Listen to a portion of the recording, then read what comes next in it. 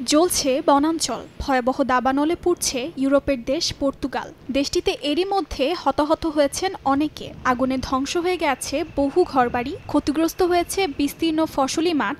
দ্রুত ছড়িয়ে যাওয়া আগুন নেভাতে বেগ পেতে হচ্ছে দমকল কর্মীদের। এদিকে ইচ্ছাকৃতভাবে আগুন লাগানো হচ্ছে বলে ধারণা করছে সংশ্লিষ্টরা। এরই মধ্যে সন্দেহজনক বেশ কয়েকজনকে গ্রেফতার করেছে দেশটির পুলিশ।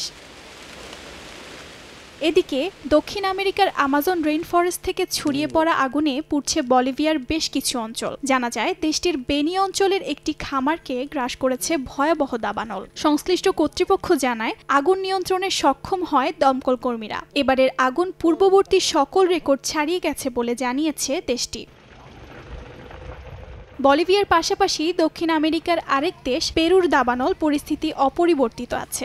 দেশটিতে বাড়ছে হতাহতের সংখ্যা। স্থানীয় সময় বুধবার দেশটির আন্দিয়ান এবং আমাজনীয় অঞ্চলের গাছপালা ও ফসলি জমি আগুনে পুড়ে ছাই হয়ে গেছে। ক্ষতিগ্রস্ত অঞ্চলগুলোতে জারি করা হয়েছে জরুরি অবস্থা। দেশটির প্রেসিডেন্ট দিনা বলুয়ার্তে জানান, এ পর্যন্ত 2 শতাধিক দাবানলের মুখোমুখি হয়েছে পেরু। আগস্ট থেকে নভেম্বরের মাঝামাঝি সময়ে দেশটিতে প্রায়ই দাবানলের ঘটনা ঘটে বলে জানায় পেরুর পরিবেশ মন্ত্রণালয়।